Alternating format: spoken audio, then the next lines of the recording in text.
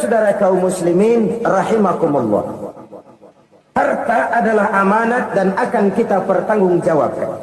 Allah melebihkan rizki sebagian kita dari yang lain agar kita saling tolong menolong, bantu membantu. Nabi janjikan, siapa yang meringankan beban saudaranya muslim di dunia, Allah akan meringankan bebannya di akhirat nanti. Sebuah jaminan dari baginda Nabi. Si orang yang kita bantu barangkali tidak bisa membalas, Allah yang akan membalas lewat jalan lain yang tidak pernah kita sangka-sangka. Selalu berusaha menyimpan sesuatu yang bisa membawa manfaat, baik untuk dirinya, untuk anak cucunya, maupun untuk keluarganya, untuk masa kini dan masa depannya. Kadang simpanan itu berbentuk uang, kadang berupa tanah, lain saat berbentuk pabrik, dan lain sebagainya. Sementara masa depan yang paling pasti adalah akhirat. Jika untuk masa depan dunia kita rela memeras keringat, membanting tulang, pergi pagi dan pulang petang, menyimpan uang, menyimpan tanah, menyimpan pabrik, pernahkah kita merenung jika satu saat kiamat datang, kita dibangkitkan dari kubur masing-masing, berdiri di padang mahsyar untuk mempertanggungjawabkan seluruh kegiatan hidup kita di dunia ini, lalu kita akan menuju ke alam akhirat. Sudahkah kita mempunyai simpanan untuk akhirat kita? Pada pertemuan kali ini saya ingin menyampaikan sebuah hadis di mana Rasulullah sallallahu alaihi wasallam bersabda, arba'un min kanzil jannah. Simpanan surga ada 4 macam. Yang pertama, ikhfa'us shadaqah, menyembunyikan sedekah. Saudara-saudara kaum muslimin, sebagaimana yang kita maklum bahwa Allah Subhanahu wa taala melebihkan sebagian rezeki dari kita terhadap yang lain. Ada yang kaya, ada yang setengah kaya, ada yang miskin, ada yang setengah miskin, dan selanjutnya. Ada yang gajinya kecil tapi penghasilannya gede. Ada yang penghasilannya gede tapi nggak punya gaji. Ada juga yang memang gajinya gede dan penghasilannya gede. Kelebihan rezeki merupakan sunnatullah dan tidak harus membuat kita merasa lebih dari yang lain. Bahkan sebaliknya, kelebihan itu harus membuat kita ringan tangan untuk menolong mereka yang memang memerlukan pertolongan. Kalau saudara diberikan ilmu, maka pertanyaan akhirat cuma satu, ilmumu kau amalkan untuk apa? Kalau saudara diberikan umur yang panjang, pengadilan akhirat juga bertanya satu, umurmu kau habiskan di mana? Tapi kalau saudara diberikan harta, pengadilan akhirat akan bertanya dua, hartamu kau dapat dari mana, kau belanjakan kemana? Dari mananya ditanya dan kemananya juga ditanya. Oleh karena kita akan dimintakan pertanggungan jawab, maka amanah yang bernama harta ini harus kita gunakan dengan sebaik-baiknya. Ada penggunaan yang merupakan kewajiban, itu zakat namanya. Ada penggunaan yang sewaktu-waktu, itu infak namanya. Ada yang lebih sewaktu-waktu lagi, dan itu sedekah namanya. Zakat dia terikat oleh haul dan nisab, oleh putaran batas waktu dan ukuran dari harta itu sendiri.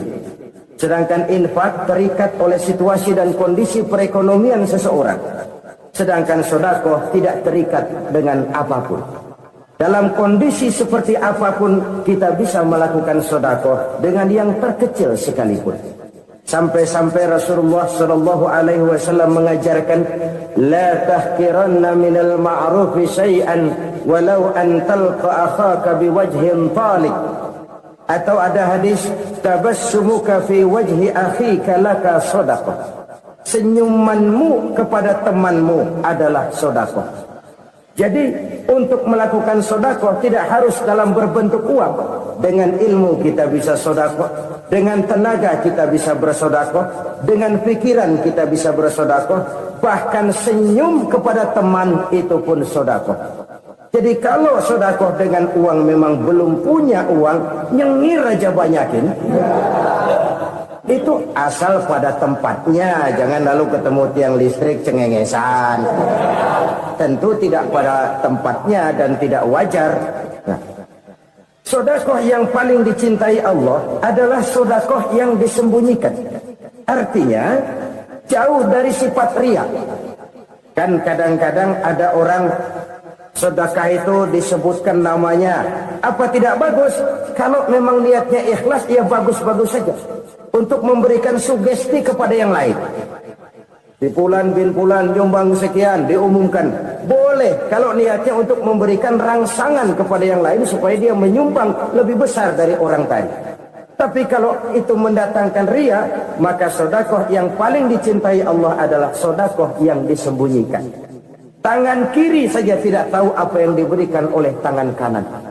Sedekah yang dilakukan dengan ikhlas akan merupakan perbendaharaan surga, tersembunyi dari pandangan orang lain, tidak seorang pun tahu.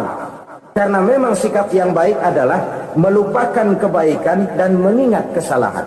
Itu salah satu ciri orang bahagia. Orang yang selalu mengingat kesalahannya dan berusaha melupakan segala kebaikannya. Kalau dia akan ada kebaikan, dia tidak bisa ikut, dia merasa rugi karena dia merasa belum pernah berbuat baik. Tapi kalau akan melakukan kesalahan baru, dia ingat kesalahan yang sudah-sudah, sehingga terhalang baginya untuk melakukan satu kesalahan baru. Demikianlah saudara-saudara, bahwa Allah melebihkan rezeki sebagian kita dari yang lain, agar terjadi tolong-menolong dalam kehidupan ini. Jadi kesenjangan yang nature, kesenjangan yang alami, itu sunnatullah. Ada yang kaya, ada yang miskin, ada yang kelas menengah. Nah, kenapa lalu sekarang kita berusaha mengentaskan kemiskinan? Oleh karena adanya kesenjangan struktural. Kalau yang kaya bisa semakin kaya, kenapa yang miskin tidak bisa naik jadi ikut sedikit kaya? Sebab pada dasarnya Islam adalah agama yang sejak turunnya sudah berupaya memerangi kemiskinan. Bahkan dikatakan kemiskinan itu mendekatkan kepada kekufuran. Orang kalau miskin udah dekat banget sama kafir. Gampang menjadi kafir. Berapa banyak saudara-saudara kita yang oleh karena soal perut, oleh karena soal materi, terpaksa meninggalkan dan menanggalkan akidahnya. Menjual petunjuk yang diberikan Allah dengan kesenangan dunia yang cuma sebentar ini. Na'udzubillah, thumma na'udzubillah. Jadi makin kita sembunyikan suatu sedekah, semakin banyak perbendaharaan kita di surga. Sedekah yang paling dicintai Allah adalah sedekah yang disembunyikan. Malahan ada seorang sufi, dia punya kebiasaan kalau pergi sholat Jumat dia bawa uang, itu uang dia taruh di bawah tikar masjid. Dia niat sedekah kepada siapa saja yang nemuin itu duit. Maksudnya apa? Supaya yang nemuin nggak tahu siapa yang punya duit. Demikian dia saking ingin menyembunyikan sedekahnya. Karena sifat riya itu bisa memakan amal kita sendiri. Riya itu termasuk menyebut-nyebut kebaikan kita. Orang yang suka nepuk dada, sedikit-sedikit ngitungnya kalau nggak gua. Tuh kalau nggak gua tuh yang belas itu kalau nggak gua. Iya kalau nggak lu kenapa emang? Orang yang suka menepuk jasa, tuh biasanya memang begitu saudara-saudara. Kalau perang lagi berkecamuk, orang nggak sempat ngaku jadi pahlawan. Tapi begitu perang selesai, yang kagak kenal bedil ngaku pahlawan. Itu sesuatu yang biasa. Oleh karenanya, orang-orang yang ikhlas dalam bersedekah, disembunyikannya sedekah itu, Allah cinta betul. Malahan ada hadis memberikan jaminan, inna sedaqatal mar'il muslimi tazidu fil umri wa tadfa'u mitatas su'i. Sesungguhnya sedekahnya seorang mukmin tazidu fil umri, bisa menambah umur panjang. wa tadfa'u mitata su'i, dan menyelamatkan manusia dari mati secara su'ul khatimah. Jadi siapa yang kepengen panjang umur, banyaklah sedekah. Yang bosan hidup, pelit terus. Sedekah menambah panjang umur dan menyelamatkan manusia dari mati secara su'ul khatimah. Pak, katanya umur itu nggak bisa ditambah, nggak bisa dikurangin. Kapan? Kalau ajal sudah datang. Fa idza jaa ajaluhum la yastakhiruna sa'atan wa la yastakdimun. Kalau ajal datang tidak bisa dimajukan, tidak bisa dimundurkan. Itu kalau ajal sudah datang. Tidak bisa lagi umur ditambah dikurangi, oh sudah datang. Tapi kalau belum datang, itu kan haknya Allah. Mau ditambah, mau dikurangi, hak prerogatif Allah. Sebagai pencipta manusia, Allah Maha Kuasa dan Maha Mampu. Sedekah ini menambah panjang umur dan menyelamatkan manusia dari mati secara su'ul khatimah. Itu orang mati kan sama ya, kondisinya mati, nggak nafas. Tapi hakikat mati kan lain-lain. Ada yang mati itu husnul khatimah, baik akhirnya. Misalnya lagi ngaji mati, lagi sholat mati, lagi sedekah mati. Ini yang dinamakan dengan husnul khatimah, baik di akhirnya. Sebaliknya ada yang su'ul khatimah, jelek di akhirnya. Ini yang jadi catatan akhir. Lagi nyekek botol, mampus. Lagi banting kartu, modar. Su'ul khatimah, jelek pada akhirnya. Sedekah menyelamatkan manusia dari mati secara su'ul khatimah. Dan kita semua kepengen mendapat husnul khatimah, jauh dari su'ul khatimah. Oleh sebab itu yang bisa menyelamatkan kita dari penyakit itu antara lain adalah sedekah yang disembunyikan, yang dikerjakan dengan ikhlas karena Allah, tidak karena kepengen dipuji orang, tidak karena ingin dikatakan orang pemurah. Sebab orang dermawan itu orang yang memberi tanpa harus diminta. Kalau masih harus diminta, ya belum dermawan namanya, masih harus diminta. Kalau nggak diminta ya tulus, lolos, polos. Saudara-saudara kaum muslimin rahimakumullah, harta adalah amanat dan akan kita pertanggungjawabkan. Allah melebihkan rizki sebagian kita dari yang lain agar kita saling tolong menolong, bantu membantu. Nabi janjikan, siapa yang meringankan beban saudaranya muslim di dunia, Allah akan meringankan bebannya di akhirat nanti. Sebuah jaminan dari baginda Nabi. Si orang yang kita bantu barangkali tidak bisa membalas, Allah yang akan membalas lewat jalan lain yang tidak pernah kita sangka-sangka. Ada orang tanya, Pak, ini ada orang nyumbang masjid sambil marah-marah, gimana? Saya bilang sumbangannya aja ambil, marahnya jangan. Marahnya jangan diambil, itu urusan dia. Saudara-saudara kaum muslimin rahimakumullah, umat Islam ini kan umat yang punya potensi besar. Kadang kita merenung, kenapa kadang-kadang pembangunan masjid kok lambat sekali? Kalau hotel hari ini peletakan pertama, bulan depan peresmian. Supermarket hari ini peletakan batu pertama, minggu depan peresmian. Tapi kalau sudah yang namanya masjid, kadang-kadang peletakan batu pertama sekaligus jadi batu terakhir. 3 tahun, 4 tahun, campur nebar jalak di jalanan, duit dijaring kayak ikan sepat. Apa tidak ada orang Islam yang kaya? Banyak. Apa tidak ada pengusaha muslim yang jadi konglomerat? Ada. Lalu yang belum banyak itu yang komit terhadap nilai-nilai agamanya. Akhirnya kita jatuh jadi umat yang lemah. Belum ada pengusaha konglomerat muslim buka pabrik supermi cap beduk misalnya, umpamanya atau pabrik kecap cap sorban, supaya identitas keislamannya sedikit kelihatan. Kita jatuh jadi umat yang lemah karena potensi tidak terinventarisir dengan baik. Kita ini ibarat kompor yang cuma matengin nasi orang lain. Potensi kita dimanfaatkan oleh orang lain. Ukhuwah Islamiyah kita baru terbatas kepada silaturahmi. Ukhuwah di bidang ekonomi kita lemah, ukhuwah di bidang kebudayaan kita lemah, apalagi ukhuwah di bidang politik kita lebih rapuh lagi.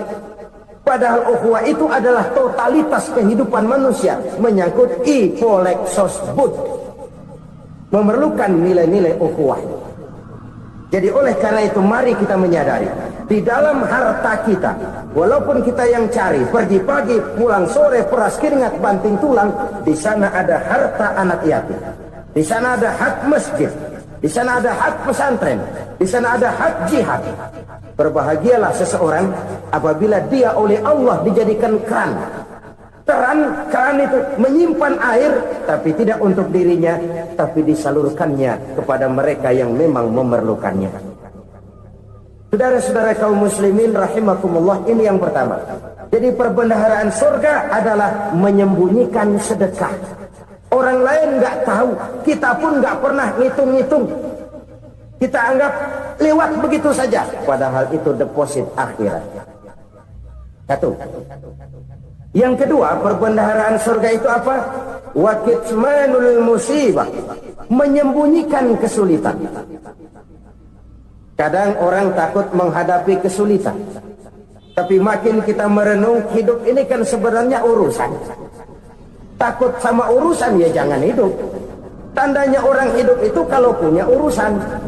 Urusan melupakan problem, problem sering menimbulkan kesulitan. Kesulitan bukan untuk ditakuti, tapi untuk diatasi dan dicarikan jalan keluarnya. Siapa sih orangnya yang nggak pernah sulit-sulit? Makin tinggi status sosialnya, makin gede urusannya. Makin tinggi kualitas imannya, makin berat tingkat kesulitannya. Cuma memang yang namanya enak itu seperti pelangi. Biang lala itu nggak pernah di atas kepala kita, di atas kepala orang melulu. Lo sih enak lo, kata kita. Dia juga bilang yang enak kan lo. Pelangi itu nggak pernah di atas kepala kita. Kata tukang beca, aduh enak ya naik Mercy. Kata tukang beca, apa yang di dalam mobil Mercy? Aduh enak bener tukang beca, di jok ngeringkuk ngorok pulas bener. Saya kamar pakai AC, sejuk, tempat tidur sutra, empuk, alga, spring bed, kulak kulik nggak bisa pulas kalau belum minum Valium, belum tidur. Enak bener tukang beca, di jok ngorok nggak tahu wetan kulon. Si tukang beca bilang yang di Mercy enak, yang di Mercy bilang tukang beca enak. Inilah enak, nggak pernah di atas kepala kita, di atas kepala orang lain melulu enak itu. Nah, saudara-saudara, yang merupakan perbendaharaan surga itu orang yang bisa menyembunyikan kesulitan, baik pribadi ataupun rumah tangga. Ini terutama rumah tangga yang jadi soalnya. Kadang-kadang kita ini kalau senang, sebaliknya kalau senang kita diam, kalem aja, cuek. Banyak banget duit kita bawaan, diam aja udah, malah ketemu orang takut. Tapi begitu susah sekampung tahu. Padahal Nabi mengajarkan perbendaharaan surga itu menyembunyikan musibah, menyembunyikan kesulitan. Kalau enak, cerita sama orang-orang. Kalau nggak enak, rasain sendiri, tekan sendiri, atasin sendiri. Kita kan sebaliknya, senang kita diam, asal lagi susah, paling tidak kita nyari teman buat cerita kesusahan. Siapa orangnya yang nggak pernah susah? Cuma soalnya bagaimana kita mengatasi kesusahan itu sendiri. Begitu juga misalnya kalau orang sudah berumah tangga, itu orang tuanya harus menjadi tempat dia cerita yang enak-enak saja. Yang nggak enak rasain berdua, selesaikan berdua, atasin berdua. Jangan dibalik. Asal senang diam, giliran susah saja. Maknya laporan. Terbalik. Bisa menjaga security informasi. Maka nama bayam keluar diam, malah seluitan. Enak amat lo makan daging ayam. Security informasi. Saudara-saudara kaum muslimin rahimakumullah, ujian yang terberat itu yang pernah diberikan kepada para nabi para rasul, para aulia, para ulama, makin tinggi keimanan, makin berat bentuk kesulitan. Ayo saya kemukakan satu contoh saja. Ada seorang nabi yang kaya, nabi kaya, namanya Nabi Ayub. Iblis kalau orang begini kan keki, ibadahnya rajin, kaya. Yang kayak begini susah digodain. Kalau ibadahnya rajin, miskin, kali bisa disogok. Sini imannya mantap, ibadahnya rajin, kaya, nabi lagi. Oh, tapi namanya iblis, nggak kurang akal. Laporan, Tuhan, kenapa Les? Ya ini bahasa saya, bahasa Qurannya sih nggak gitu. Itu hambamu yang namanya Ayub, dia rajin ibadah cuma karena dikasih kaya aja. Coba kasih miskin dia, berhenti dia sembahyang. Ah, kamu bisa aja. Saya tahu Ayub itu hambaku yang ikhlas. Saya buktiin Tuhan, silakan. Dibuktiin lah, iblis turun ke alam ini. Yang mula-mula dia lakukan, dia rusak sawah ladang Nabi Ayub. Dia binasakan binatang ternak Nabi Ayub. Sehingga dalam waktu singkat, jatuhlah Nabi Ayub dari orang paling kaya jadi orang paling miskin. Beliau masih ibadah di mihrab dalam masjid. Datang iblis. Saudara Ayub, ya, lagi ngapain? Ibadah. Nyembah Allah, nyembah Allah. Oh, percuma. Kenapa? Tuhan yang ente sembah nih, dia udah bikin miskin ente. Sawah ladang ente hancur lebur, binatang ternak binasa. Sekarang ente jadi orang paling miskin. Ngapain nyembah Tuhan kayak begitu? Tekor. Udah berhenti dah ibadah, berhenti ibadah. Ini iblis sama Tuhan laporannya lain, yang dikerjakan kepada Nabi Ayub juga lain. Benar begitu iblis kata Nabi Ayub? Iya, sawah ladang saya habis, buras. Binatang ternak saya binasa, binasa. Saya miskin, bangpak. Apa jawab Nabi Ayub? Bukan innalillahi, ini hebat. Alhamdulillahillazi a'tani wa akhraza minni. Segala puji bagi Allah yang telah memberikan harta kepada saya dan sekarang mengambilnya lagi. Alhamdulillah. Allah yang ngasih, Allah yang ambil. Itu mah urusan Allah. Iblis cuman ibadah jalan terus, sujud lagi Nabi Ayub. Iblis seleher gondok banget. Dasar Nabi nggak mempan dia apa-apain. Miskin malah alhamdulillah. Allah yang ngasih, Allah yang ambil. Jadi kalau kita tidak komit, kita tidak terikat kepada kaya, miskin, senang, susah, apa yang bisa bikin kita susah? Jadikan kekayaan, kemiskinan, jadikan senang, susah sebagai anak buah yang bisa kita atur. Jangan kekayaan ngatur kita, jangan kemiskinan ngatur kita. Kita yang harus mengatur mereka. Senang, susah, kaya, miskin, bahagia, sengsara, jadikan itu anak buah yang bisa kita atur. Kalau sekarang kita kaya, lain saat boleh jadi kita miskin, semiskin-miskinnya. Allah yang ngasih, Allah yang ambil.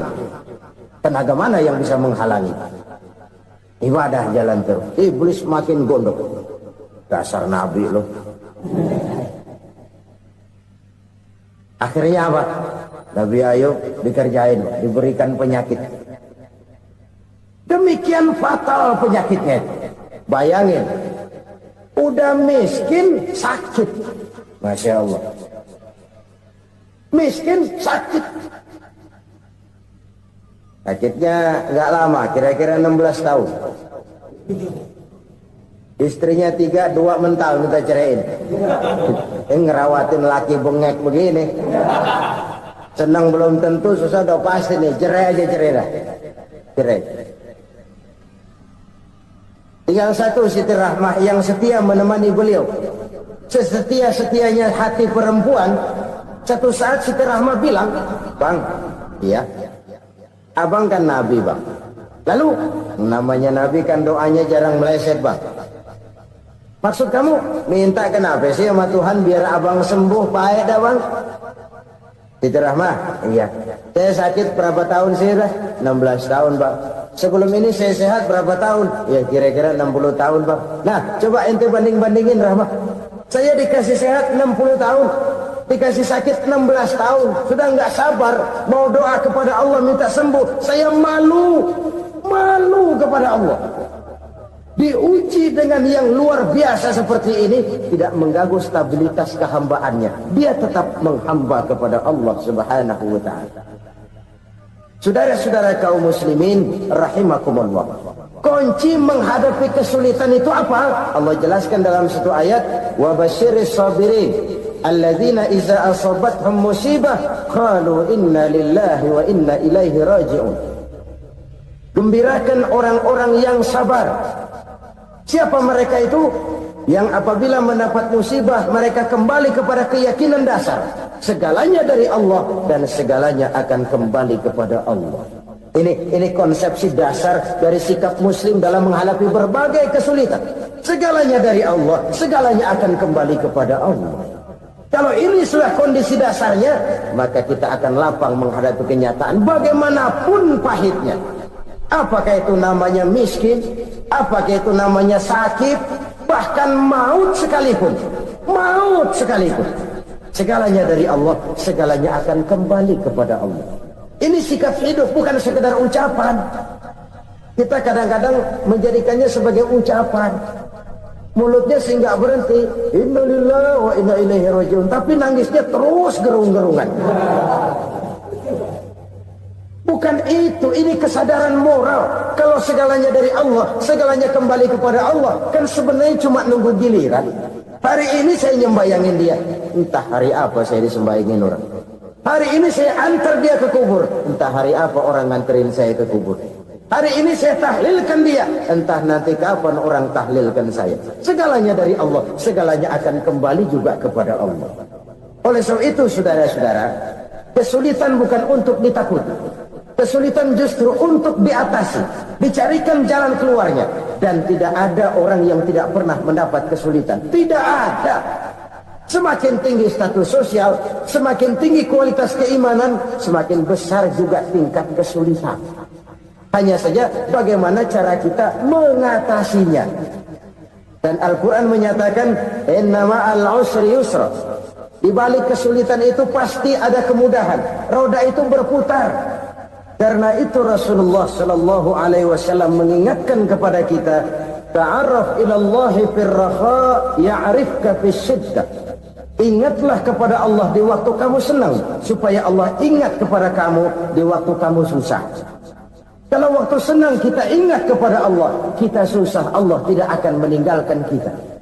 Tapi kalau waktu senang kita jauh dari Allah, sujud tidak sempat, dengan masjid jauh, ketika senang kita lupakan Allah. Nanti begitu kita susah, Allah lupakan kita. Dan itu menyakitkan. Oleh karena itu orang-orang tua kita dulu bilang, kalau lagi sehat ingat-ingat lu bakal sakit nanti. Kalau lagi kaya ingat-ingat satu saat kita bakal jatuh miskin. Bahkan kalau lagi muda, ingat-ingat kita bakal tua. Dan yang terpenting, kalau lagi hidup, ingat-ingat kita bakal mati. Saudara-saudara kaum muslimin rahimakumullah. Jadi yang kedua yang merupakan perbendaharaan surga, menyembunyikan musibah. Saudara-saudara kaum muslimin rahimakumullah. Hal ketiga yang merupakan perbendaharaan surga adalah wasilatur rahmi. Orang yang suka bersilaturahmi. Sebagaimana yang kita maklum bahwa manusia adalah makhluk yang disebut zon politika. Makhluk sosial yang tidak mungkin hidup sendiri-sendiri. Betapa dan siapapun kita memerlukan orang lain. Bodoh betul manusia kalau tinggal di tengah masyarakat tapi tidak mau bermasyarakat. Merasa hebat sendiri, pintar sendiri, gagah sendiri, kaya sendiri. Mungkin kalau mati juga ngubur sendiri. Jangankan kita di sini, di sorga saja Nabi Adam waktu sendirian bengong melulu, ngondar mandir. Allah tegur dalam sepi dam. Ya ini kalau bahasa saya. Iya Tuhan, sepi ini nggak ada coret-corekan pisan ini. Diciptakan Siti Hawa baru anteng Nabi Adam. Itu di surga. Cobalah. Umpamanya saudara tinggal di Jakarta nih. Kaya bener. Apaan aja di Jakarta punya saudara deh. Jembatan Semanggi ambil. Monas, Buntel bawa pulang. Hotel-hotel ambil semua. Cuman tinggal di Jakarta sendirian, apa enaknya? Betapa dan siapapun kita perlu orang lain. Tidak ada seorang pun yang bisa memenuhi kebutuhan hidupnya secara sendiri-sendiri. Nah, Islam telah menyelamatkan manusia dari ras diskriminasi, mengikat manusia dengan persaudaraan yang berlandaskan kepada akidah. Karena itu dianjurkan bersilaturahmi. Bahkan Nabi menyatakan, "Man arada ayyubsata lahu fi rizqihi wa yunsa'a fi atharihi falyasil rahimah." Siapa yang kepengen diluaskan rezekinya dan dipanjangkan usianya, banyaklah ia bersilaturahmi. Siapa yang kepengen dimudahkan rezekinya, hendaknya ia banyak bersilaturahmi. Kalau banyak teman, kesulitan kan paling tidak ada tempat cerita. Udah susah, sendirian kita pikirin diri, nggak ada tempat tukar pikiran. Cepet banget sama bengek. Dilawan sendiri. Nah, secara makro kita bisa berkata, tidak mungkin ada kemenangan kalau tidak ada kekuatan. Tidak ada kekuatan kalau tidak ada kesatuan dan persatuan. Tidak mungkin ada kesatuan dan persatuan tanpa semangat silaturahmi. Kalau umat Islam mau menang, dia harus kuat. Kalau umat Islam mau kuat, dia harus bersatu.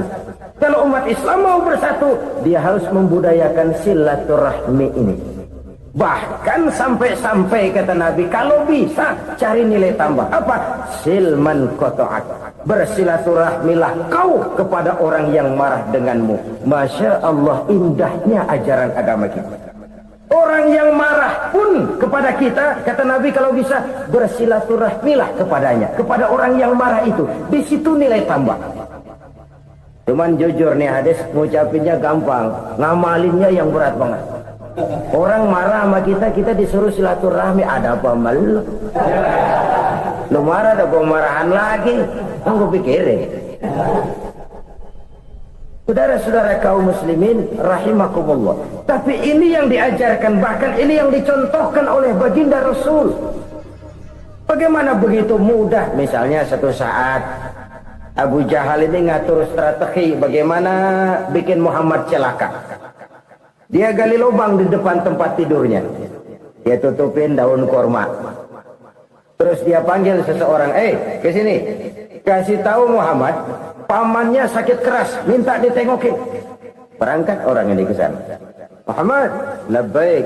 Pamanmu sakit keras, dia minta ditengokin. Baik, saya akan datang menjenguk beliau. Berangkatlah Nabi ke rumah Abu Jahal tanpa prasangka apapun. Abu Jahal udah pasang stil, selimut 3 rangkap setengah dia pakai, persis kayak orang meriang. Tapi sembari ngintip dari balik selimut, begitu Muhammad buka pintu, nah masuk perangkap nih. Muhammad jalan menuju tempat pembaringan. Makin lama makin dekat, makin lama makin dekat, makin dekat ke lubang yang dipasang oleh Abu Jahal itu. Dalam hati Abu Jahal, terus dah jatuh, mampus dah lo ini. Mampus lo hari ini nih. Apa yang terjadi? Malaikat Jibril datang. Muhammad, pamanmu cuma pura-pura sakit. Di depan tempat tidurnya ada lubang perangkap supaya kamu jatuh ke situ. Sudah, kamu pulang. Balik kanan Nabi. Sudah hampir jatuh ke lubang, balik kanan, pulang. Bayangin kecewanya Abu Jahal. Muhammad dikit lagi. Enggak paman, saya pulang aja. Emosi bangun dari tempat tidur, enggak sadar kalau lagi pura-pura sakit. Lompat ngejar Nabi, dia lupa dengan lubang yang dia gali. Usrak, nyemplung sendiri ke dalam lubang.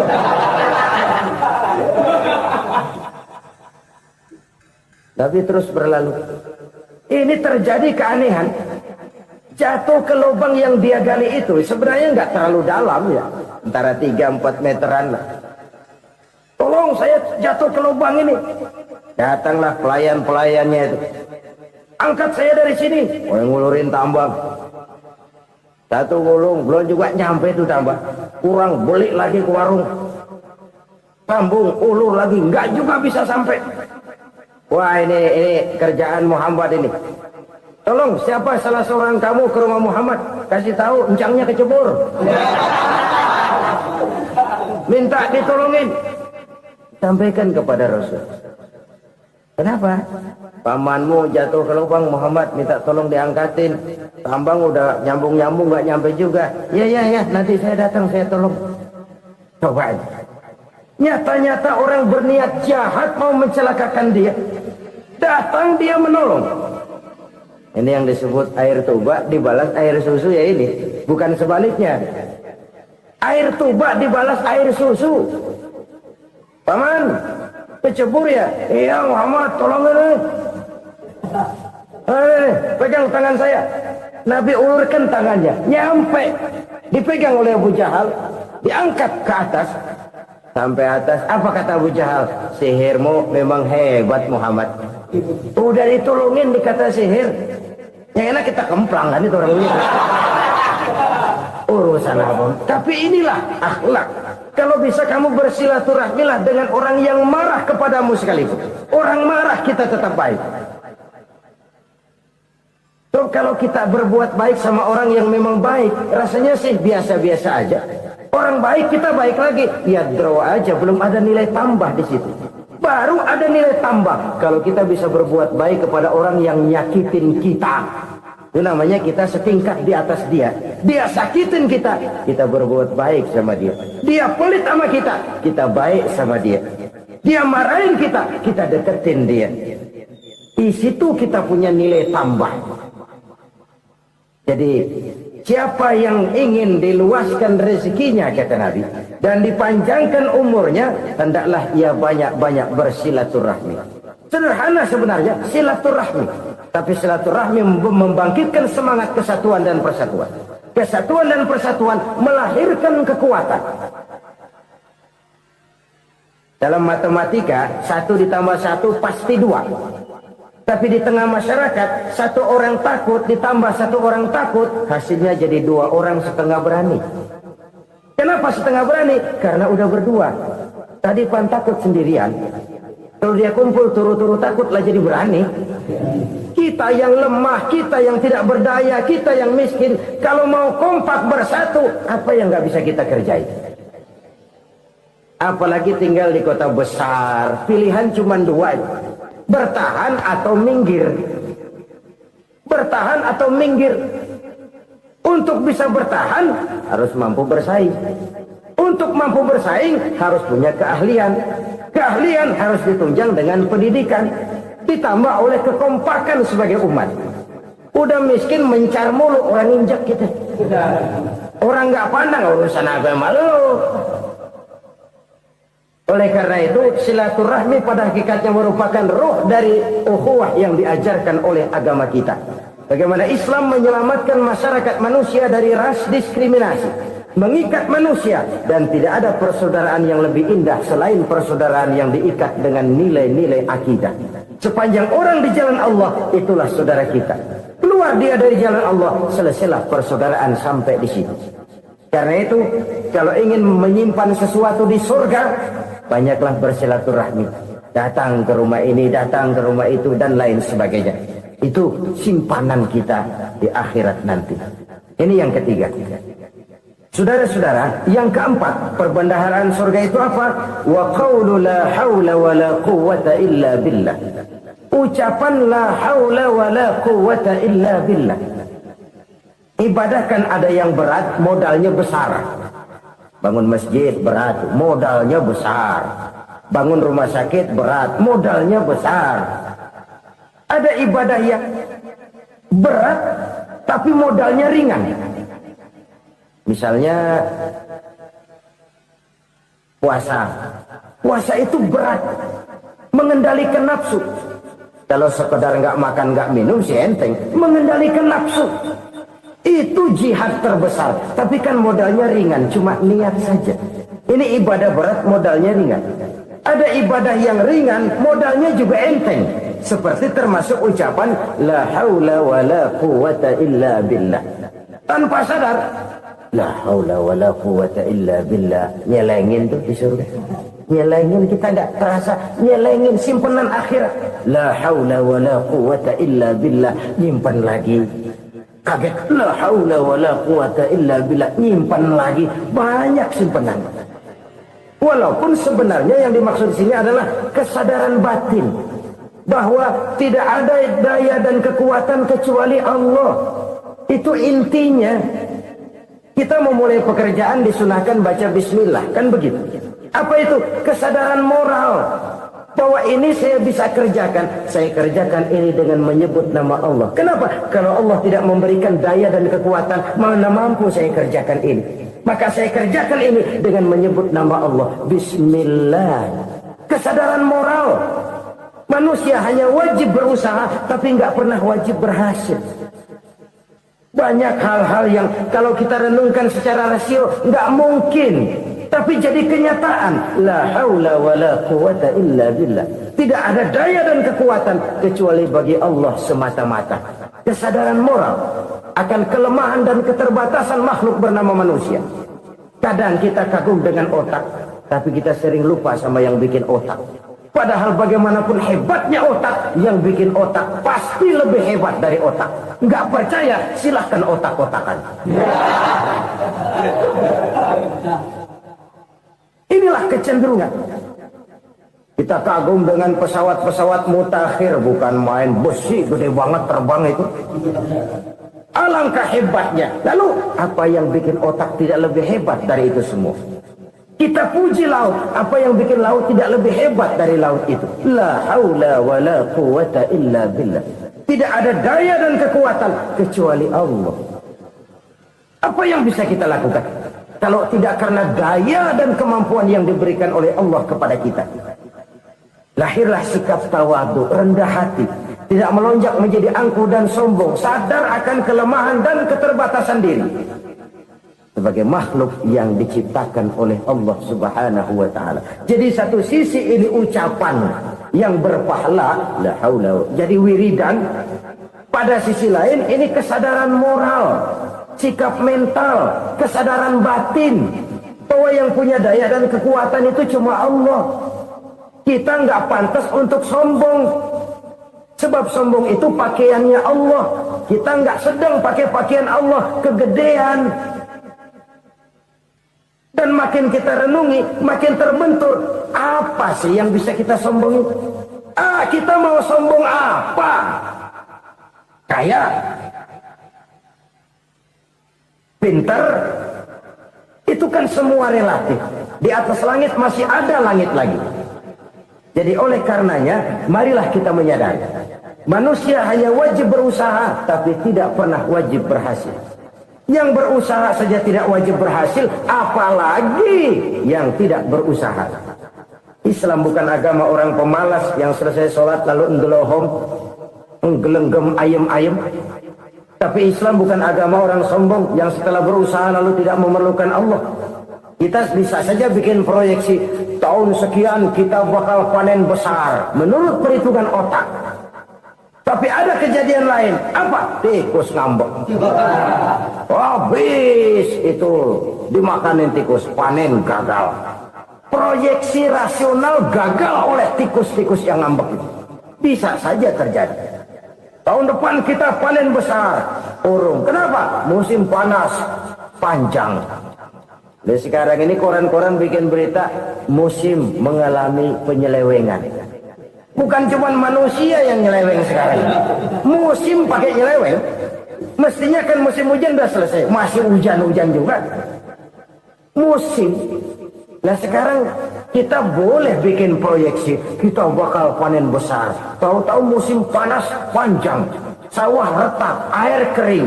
Cari teknokrat yang paling botak. Suruh pendekin tuh musim panas. La haula wa la quwata illa billah. Inilah kesadaran moral.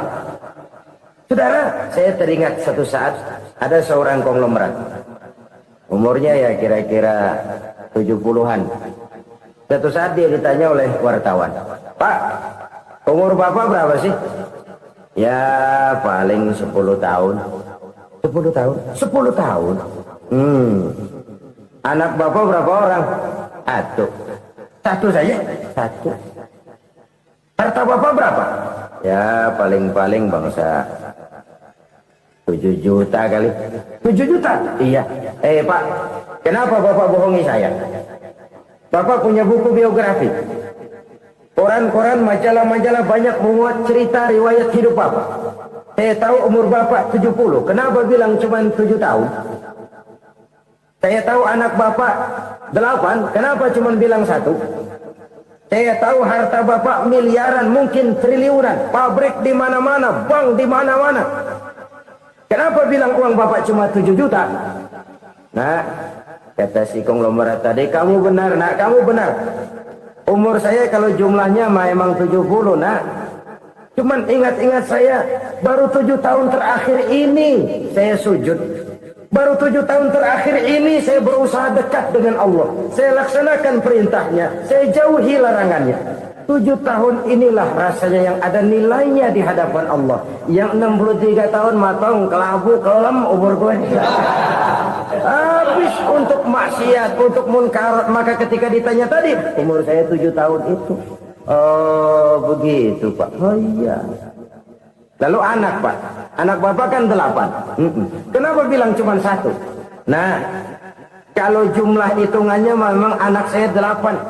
Tapi dari 8 orang ini rasanya cuma 1 nih yang bakal jadi buah hati, belahan jantung, pelanjut cerita, penerus sejarah, bakal jadi anak soleh yang akan mendoakan saya. Cuman 1 rasanya anak saya ini yang bakal jadi buah hati saya, besar-besaran saya, yang akan mendoakan di kubur saya, yang akan mendoakan di akhirat saya. Yang 7 orang mana, masya Allah, yang 1 tenggeng, yang 1 nyekek botol ngolo, yang 1 nggak karu-karuan. Makanya saya bilang 1 anak saya yang akan bisa mendoakan saya. Oh begitu Pak. Iya. Nah harta Pak, harta bapak kan triliunan. Pabrik bapak di mana-mana. Uang bapak hampir di tiap bank-bank besar. Kenapa bilang cuma 7 juta? Betul kau nak. Harta saya kalau jumlahnya memang miliaran, triliunan mungkin. Tapi yang saya ingat baru 7 juta tuh yang saya belanjakan di jalan Allah. Saya nyumbang masjid, saya santuni yatim piatu, saya bantu pembangunan pesantren, saya bantu pembangunan rumah sakit Islam. Itu yang akan saya bawa pulang ke akhirat, yang 7 juta itu. Yang triliunan itu nanti akan diperebutkan oleh anak-anak saya sebagai waris saya. Jadi harta saya 7 juta itu yang bakal nemenin saya di akhirat, yang akan saya bawa pulang jadi teman saya. Saudara-saudara kaum muslimin, jangan-jangan orang tua itu adalah kita-kita ini. Jangan-jangan kita-kita ini adalah orang tua itu. Jangan-jangan itu potret dari diri kita masing-masing. Dari sekian umur yang diberikan Allah, berapa tahun yang ada nilainya di hadapan Allah? Dari sekian anak-anak yang merupakan amanah, berapa yang akan mendoakan kita sebagai orang tuanya menjadi anak soleh?